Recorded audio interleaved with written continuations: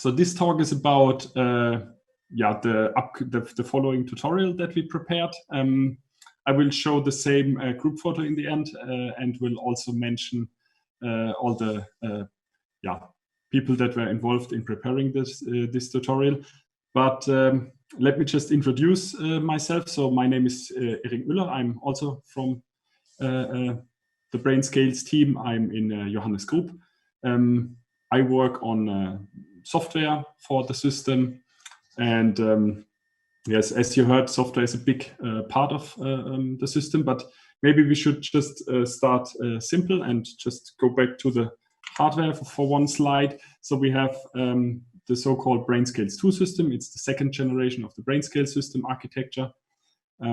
As Johannes said, it's a mixed signal implementation, so there's a large analog part on the chips, but there are also digital parts on the chip. For example, the spike transport off and onto the chip is digital, so we have digital events, and there's also a digital bus that allows us to configure parts of the chip, for example, the synapse weight array. But the neurons, as Johannes also mentioned, are implemented in an analog fashion. Johannes also mentioned the accelerated model dynamics, so it runs faster than the biological real time. There are also other features that we won't use in the tutorial, but that are still available. And those features, for example, are the adaptive exponential integrated fire neurons. We only will use leaky integrated fire mode.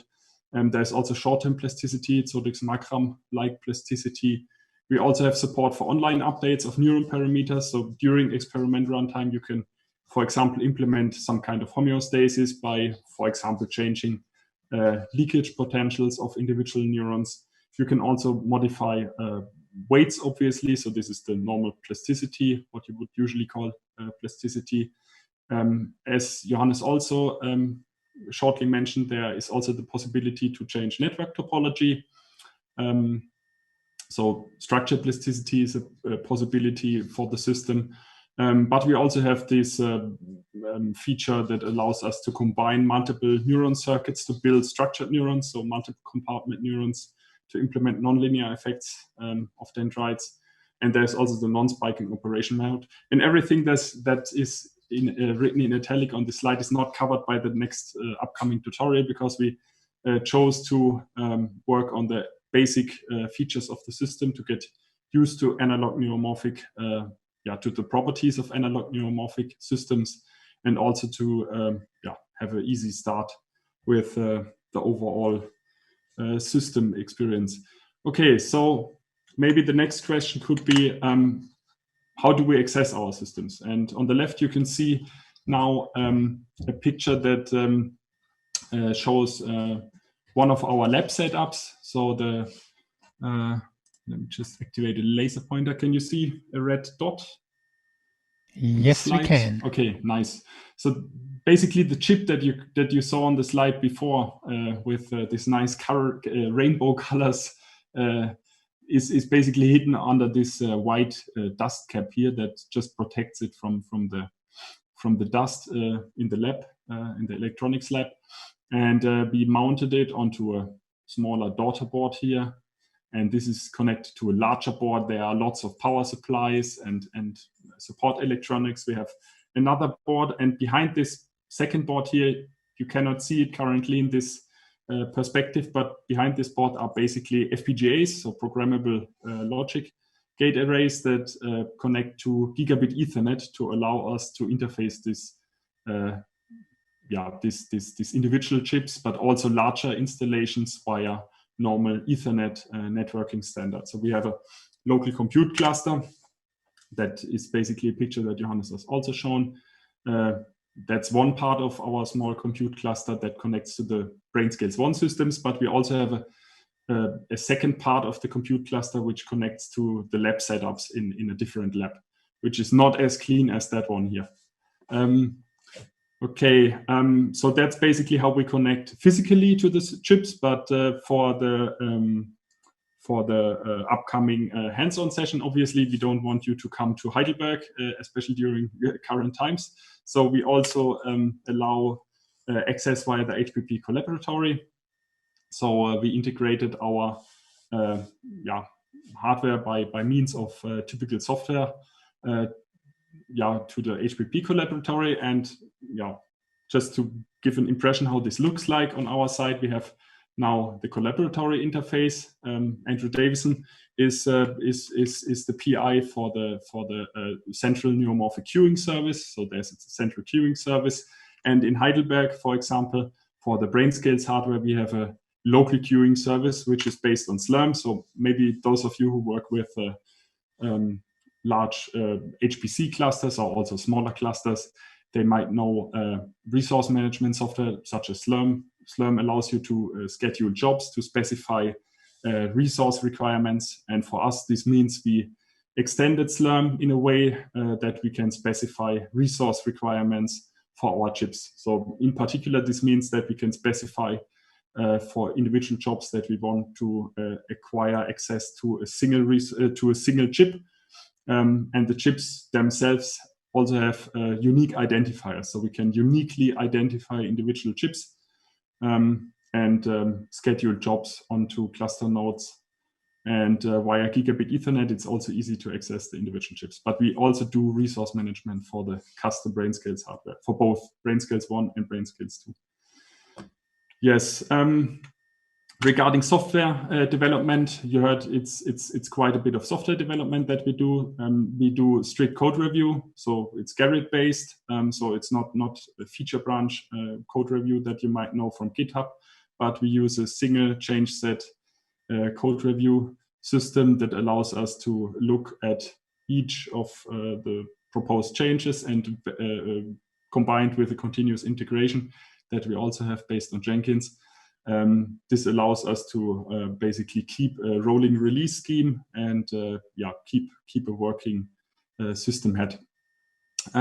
We also deploy our software at least locally in our cluster using basically the same tools. So as soon as we merge or submit a change from the code review and the integration, if the continuous integration passes, so I mean, you can only submit if it has passed before. Basically, a deployment job is also scheduled and the software is installed on the cluster. We also put all our software development work and also the experiment modeling work into container images. So we have a fully clusterized software environment. We don't work on the bare metal installations at all. And the software environment is also available for other users that, for example, want to use simulations, simulator environments that we also provide for our systems. So you can externally also download our software environment. Yes, and maybe a last statement, the system software itself is mostly written in C++, so the main branch of the software is C++, modern C++. We at least try to write modern C++. It's fully open sourced. I added some links here. So if I can upload the slides later, you can all click on these links and check it out. So the software is also available on our group GitHub page, which is github.com/electronicvisions, group name.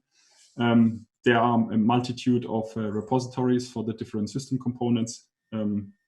Yes, we also have some preprints out for the individual software components. So the example picture on the left is for the BrainScaleS 2 system. Okay, coming back to the hardware itself. So I just took a photo from a recent publication. So this is a typical block diagram that you might find in hardware publications that shows a lot of system internals, so a lot of expert level information for the individual components. Everything is important here. So somebody needs to understand this. Somebody has to test all this. Somebody has to commission the system using all these components. So this is all the important details in a complex system that we build, in a complex system such as the one that we built. But on the other hand, if you look at the software that is needed to configure the system, even if we provide Python wrappers for all of the important layers, this is rather difficult or yeah, it takes some time to write, to come up with an experiment based on the lower software level. So you have to deal with individual bits that you can set on the hardware. And you also have maybe to think about hex encoding of your data that you want to write down to the hardware. So this is basically a register-based configuration interface to the system. We still hide a lot of other details. For example, the communication between the host computer and the system is still hidden here below these layers, but the individual configuration of the system, of the chip, is not hidden in this low-level configuration language that we provide. But, and that's basically the right side of this slide here, all the experiments that you have seen in the talk before, so all the great stuff, for example, the structure plasticity implementation, our different learning experiments, also the machine learning focused experiments, they all have been performed using the lower software layer. So it's a complete layer, you can work with it, but it seems a bit expert only. And that's why I come to the second topic here in this talk. And that's basically why we implement another layer on top of this, and that's Pine. Maybe most of you, or at least a significant part of you, know Pine.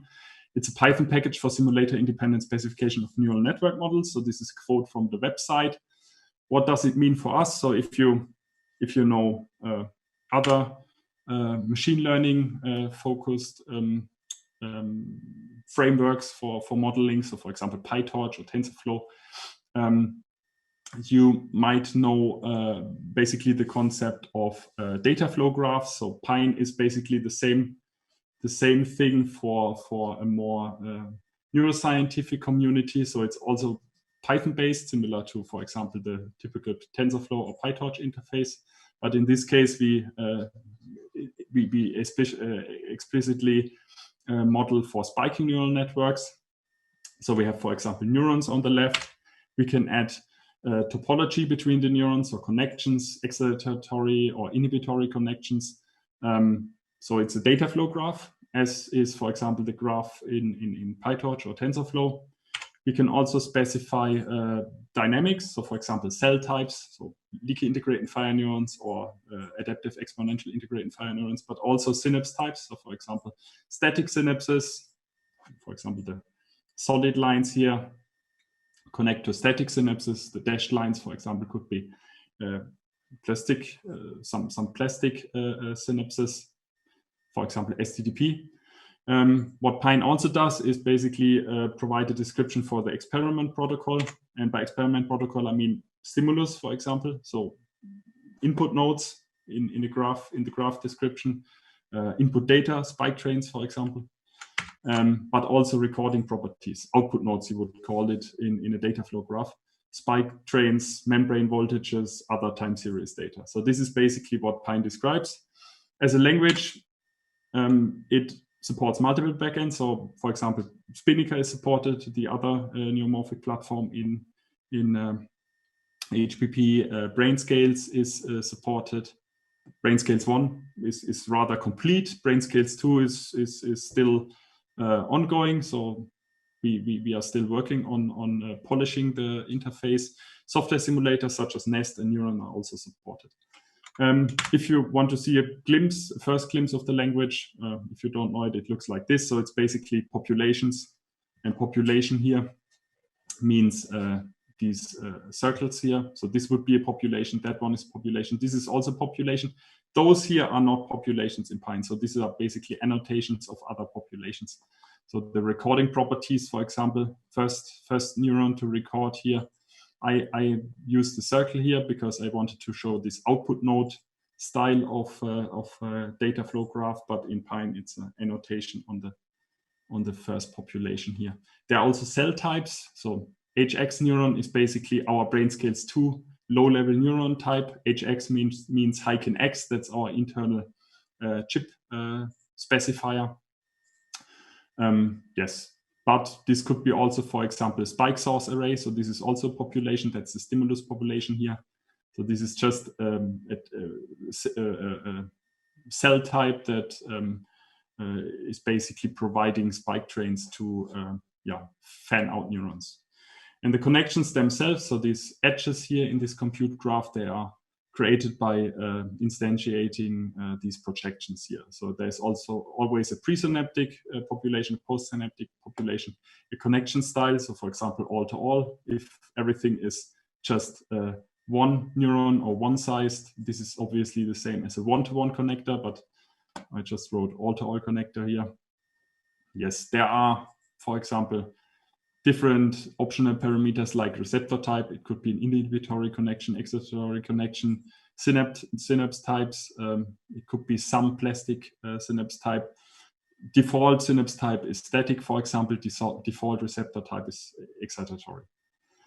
So that's just a short view on the language. What happens inside if you specify an experiment like service to submit such job? So basically we submit it to the central job queuing service. Some points later, I will show it on the next slide. It's just to make much text and not really important for you as a user. At some point later, we start the script locally in our containerized environment. And some additional steps later, we perform the actual hardware run. So we have at some point configured the hardware, we trigger the hardware run, we read back all the results and transform them back into Pine data structures and expose this data back to the collaboratory. If I add all the steps in between, this looks like this, so quite messy. We have additional steps like we check metadata for the collab job. So for example, hardware quotas are checked because we do some limiting of the individual collaboratories, so they have some quota system inside. We have to perform locally a lot of communication between the queuing service and the Heidelberg queuing service because we have to synchronize the jobs. We have to request resource access, and at some point we get scheduled to a cluster node. We start up in a containerized environment, and then the lower software layer starts. And the lower software layer does all this messy stuff to transfer from a rather clean high-level description of the network topology and experiment protocol onto a real configuration of the experiment. So this means basically we usually have two experiment components or configuration parts. The first one is basically the initial experiment configuration, something like initial parameters, network topology, the first setup of the system, mostly analog parameters, but also the initial weight matrix and stuff like this. And then we have a dynamic experiment component. That's the real experiment. So basically we have the external stimulus inside, time configuration commands could be inside, for example, readout of weights at certain points in time, recording properties that change over the experiment runtime. And then we upload these parts onto the system. So this is basically some kind of pre-buffering that we do. Each of these chips has approximately 1 GB of DRAM for buffering input and output data. Then we do the real hardware run triggering and data transfer back to the host computer. And then we write files to disk. We transfer the files to the, or register the files to the central job queue, and then the collab can access the result data. You will see this in the Jupyter Notebook session that we will start directly after this talk, or after the coffee break, actually.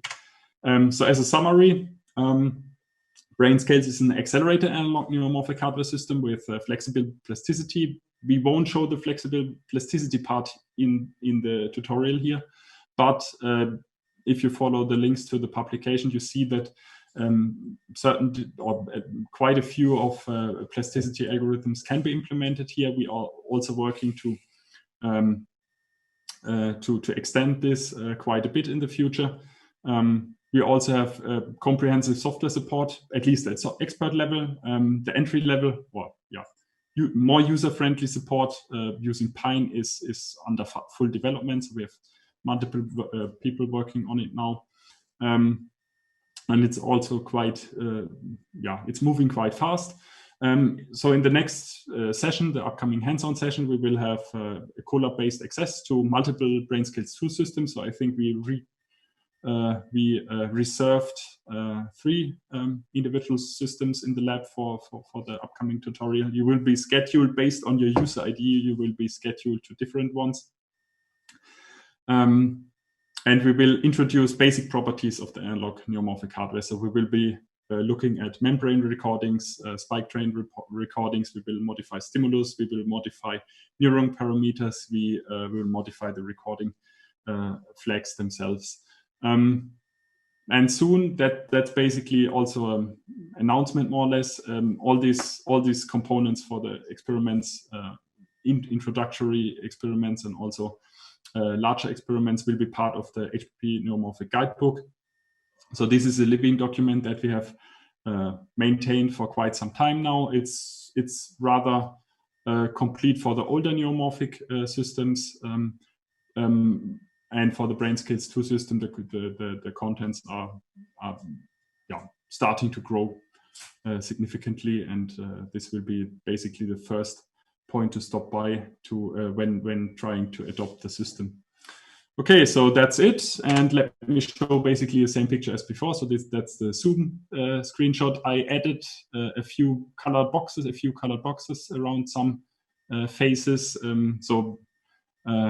Johannes, so I'm the green box here. Johannes talked before. Björn Kindler, you know him. The red boxes are all those people that either contributed to the upcoming tutorial or will be actually also helping and managing the breakout sessions in the tutorial. Okay, thank you. Questions?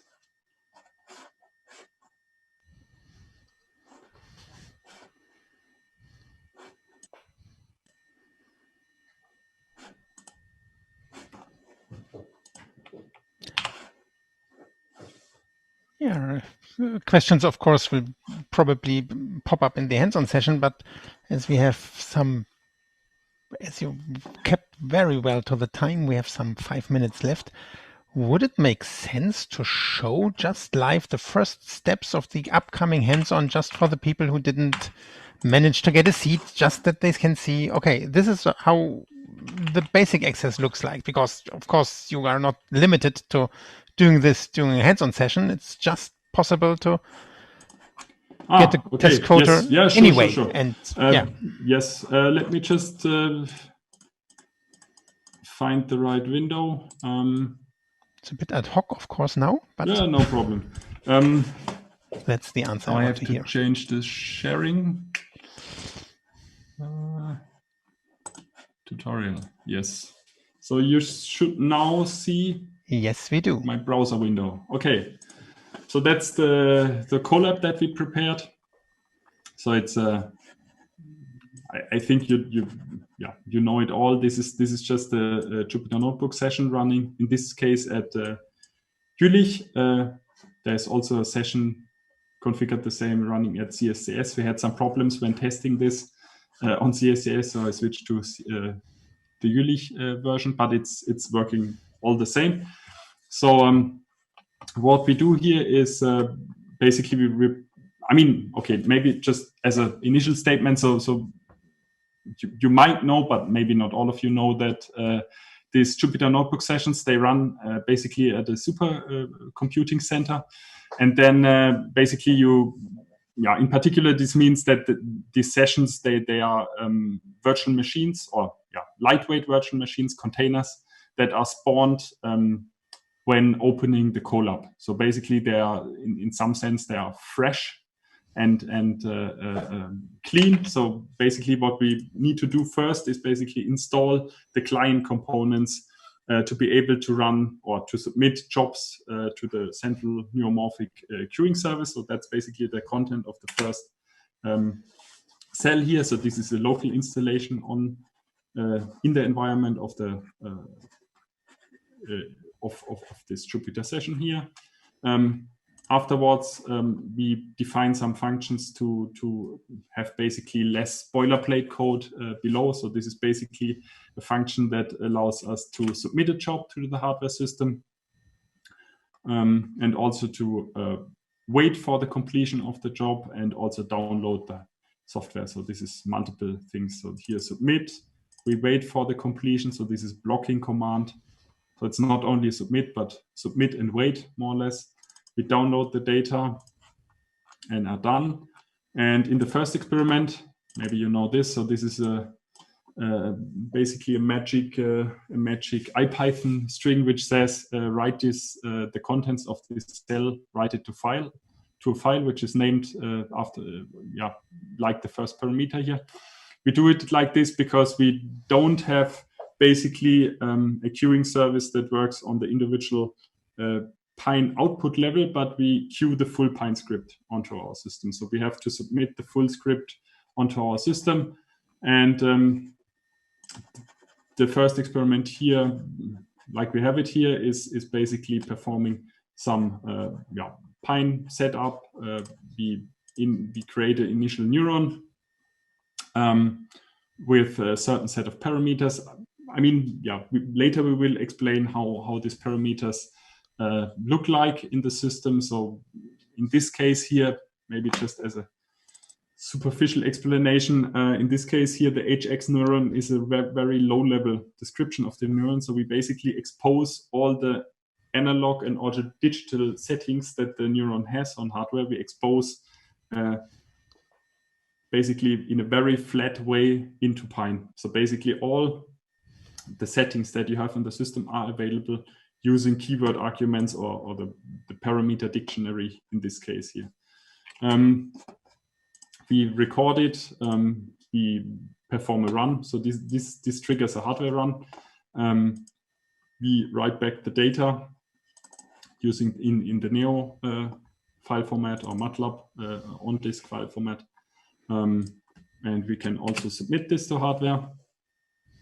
So in this case, my user seems to be has a user ID which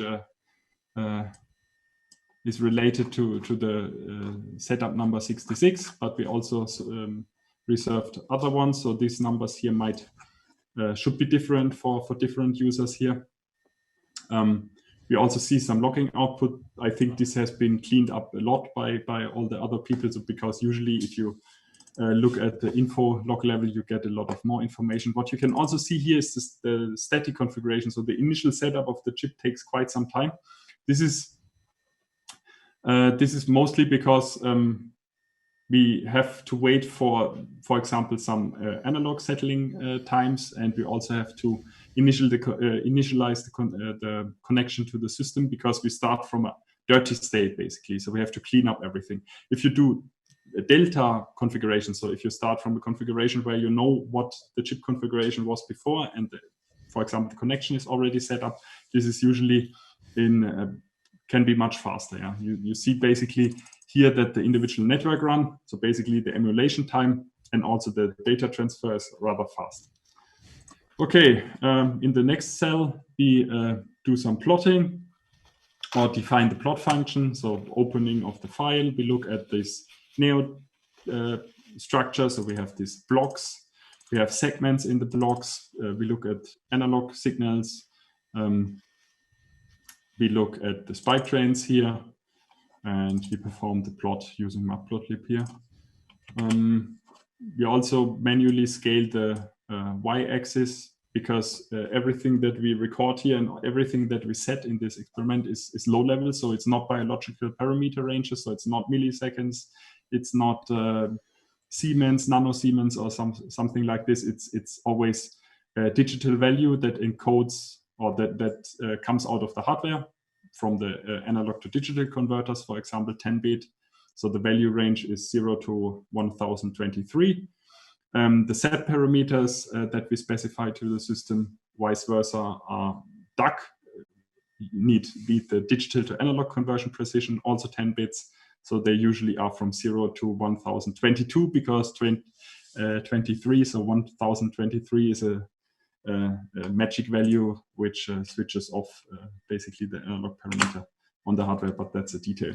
If we now plot the membrane trace, it was a static configuration. You see a rather flat thing here, but there is some noise on the membrane. So it's as you would expect on an analog system, there is some noise. The level of noise here is obviously always depends on the system and on your readout chain, and also on the ADC, and also on the environment of the system. But in this particular case, it's like this.